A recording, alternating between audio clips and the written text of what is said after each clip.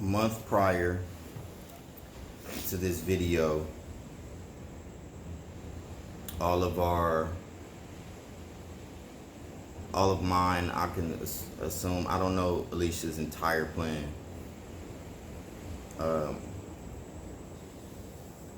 my plan was heavily woven into Zion's future and like immediate future, because we planned on, after I do this next season on the show that I'm working on, dedicating uh, most of my time towards his show and creative endeavors that we do.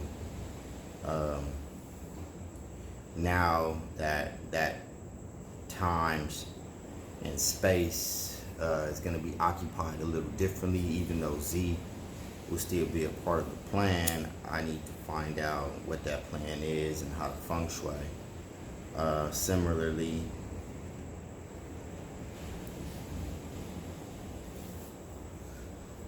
Alicia is doing the same. So, on our way to Sosua today, talked about making some time and space and effort towards doing some real estate research while out here, and that opportunity manifested itself in some relationships that we made when we went out to that. One being a middleman to a lot of celebrities and politicians in the area who is very interesting and seems to be trustworthy. We're gonna do the due diligence tomorrow and see what his friend is all about. But he is hooking us up with his friend who owns a great deal of property in the area, and we're gonna see what's what. Other than that, we are going to press on a couple of Alicia's endeavors and fully figure out what mine might be, and we're going to help each other accomplish those goals, because that's what will build us up from here.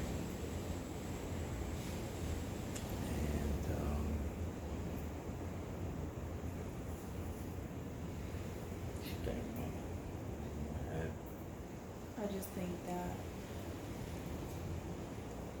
this is what he wants.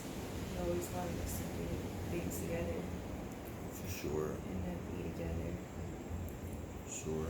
And so I think that it's cool that given the circumstances,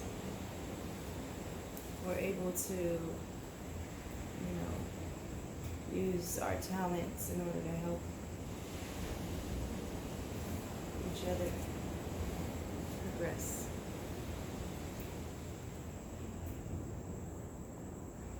So that's where we're at, and we will keep the masses to some degree involved in our process, so that it can be helpful to others trying to do something similar.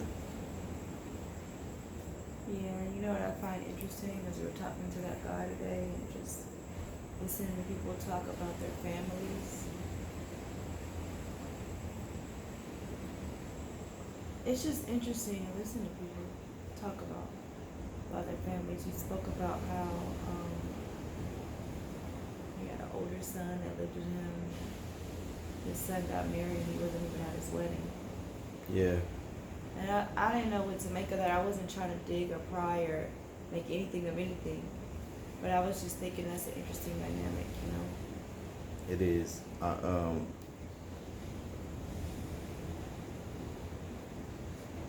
You know, I'm having a hard time with that part. With other people's children. Sometimes I'm really moved by it, and it warms my heart. Sometimes envious, and sometimes I don't. I don't feel like those people deserve To have the the opportunity. children, to be parents. Yeah. I feel that same way. And I was like, damn, like I felt some type of way about feeling that way too. Because like, who am I to be like, they don't deserve That judgmental. children? You know what I mean? Right, yeah. Or to be like, oh, well, they're not really grateful, or whatever the case may be. When I know for a fact, for me, after I had Z and got married, and then sat down and thought about it after, the society, I was like, I wasn't even really ready to have children right now. I wasn't even really ready. I haven't even experienced the world. I haven't traveled. I haven't, done anything. I can't even afford to be a stay-at-home mother. So, like, I had a child for selfish reasons because I wanted to be a mother more than anything, and I thought I couldn't have children, so I wanted to know that I could. And I say for selfish reasons because in my mind, like, I was going to heaven soon. We all were. So how selfish of me to bring a child in the world then? You know what I'm saying? It's like, now of all times,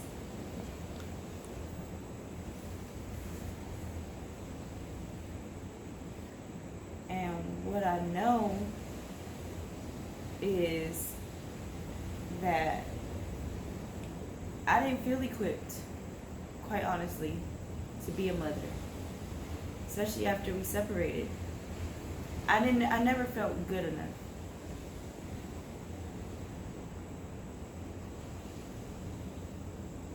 That's the truth. I had so many fears of being able to financially take care of the household by myself, given that I was a stay-at-home mom for a little bit, and like,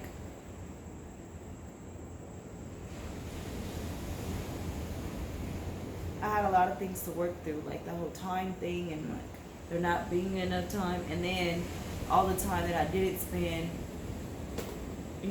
progressing in the avenues that I wanted to progress in before the society, Yeah. Quick recap for those of you who don't know. We were in a cult for about 4 or 5 years. Mm-hmm. Fast forward, we have a child. I'm married. A child transitions. So, yeah, and Zion knew that.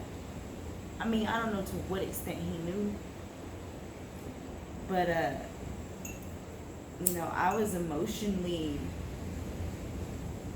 unstable. You think Zion knew? He feels everything. The whole reason why I was able to work on balancing myself and getting balance, whatever that means.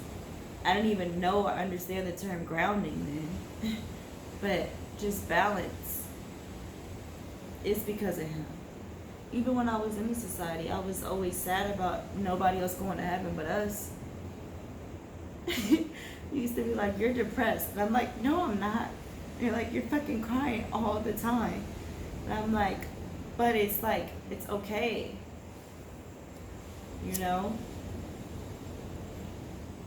Having the 3-month disconnect from the society when Z was first born gave me fresh eyes, along with all my hormone differences, all the different chemicals, and the way that they were arranged inside of me. So,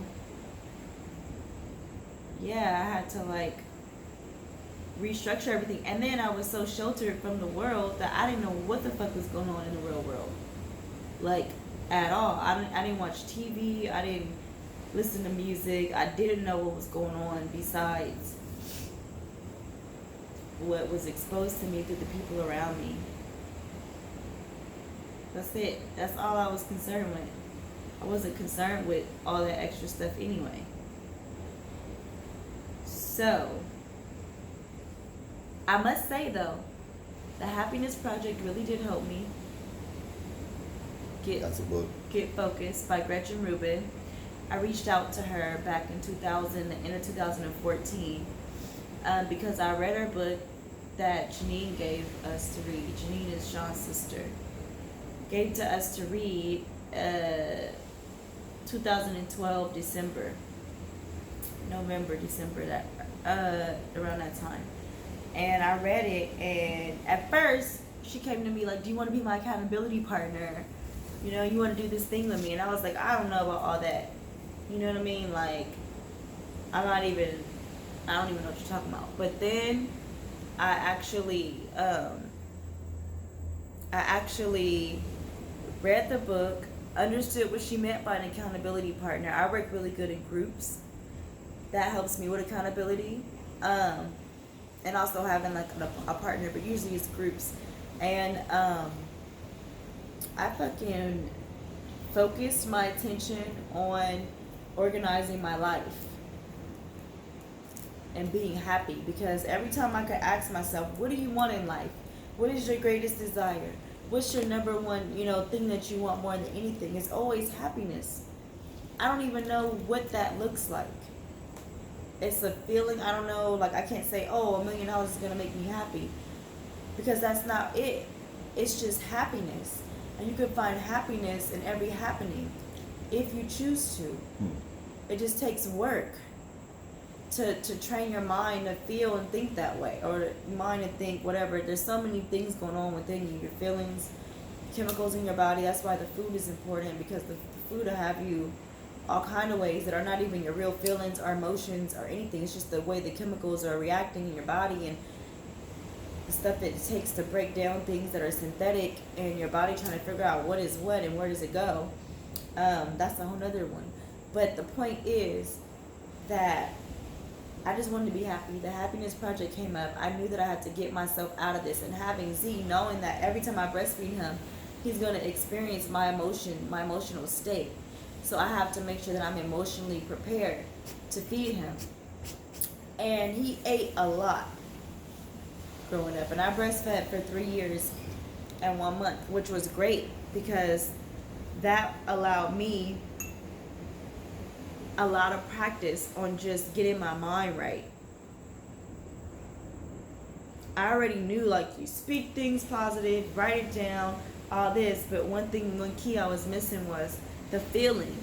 Because you could write it down all day, you could say it, you could do all of that. But if you don't really feel good, like feel it, and not even that, just feel good, it's not gonna hurt. It's not gonna happen that way. It's not the way things work. We feel too. We don't just think and speak. Right. So Zion helped me with the feeling. And that's when he was little, when we first left the society in 2012, around October, November. Dr. Wayne Dyer, you know him, right? He had the infomercial running at like 2, 3 in the morning, and that's when we had first left the society. We were up all night in the garage, like doing stuff. Right. We were just doing stuff, creative stuff, looking through things, coming back to our senses and reality, like the world outside of the society. Yeah. Which is really the world outside of the Bible. Because let me tell you, we studied the Bible inside and out. Okay? Yeah. We studied with all kinds of pastors, priests, you name it, people, whoever, with the Bible, with the sword that is the word of the God of the Bible, Abraham, Isaac, and Israel. We studied that book inside and out. So, the Happiness Project, that's what this is all about. After reading that, the first thing I implemented was the creative expression sessions. Remember those, once a month? And I'd have my friends over and I'll cook, and then I'll bring out all my art supplies and crafts and stuff, and anybody could work on whatever they wanted to. And I made sure I did that regardless, so that for me, first and foremost, you know what I'm saying? So I can get my mind right. and I want to invite others. I like to do things with people. I told you, groups makes me feel good, and it's like I'm sharing, and that makes me happy. So then after reading that book, I got hella organized, and each month I dedicated a different theme to. Let's say if you had like 3% battery, how would you wrap up the happiness part? Each month, a different thing for each month, something that I'm going to work on a theme. Like, for one, it was cultivate the tailors. Clear the cutter, cultivate the tailors, be the best mommy ever, be a better friend, whatever it is you're trying to do. 12 themes, 12 months. By the end of the year, I want to sew, learn how to sew. I want to work with crystals, do yoga, every month something different, get my diet right. And with that intention, I created action plans, step-by-step plans for each of that, made visual cues, and then I worked towards it, period. And that helped me. And I feel like this is requiring something like that, where it's that pivotal to where it's like, okay, Alicia Monet, you need to get focused, laser focused. So that is something that is a tool that worked for me before, so it doesn't hurt. Yeah. It doesn't have to be that intense either. It just works. Things just begin to manifest before I know it. Right. And I included all sorts of things. Yeah. That's when I was hella planned out. Remember that? And you're like, you plan everything to a fucking T. Remember? Nah. You don't remember that? Maybe you didn't say it like that. Well, whenever you repeat back me, it's this guy.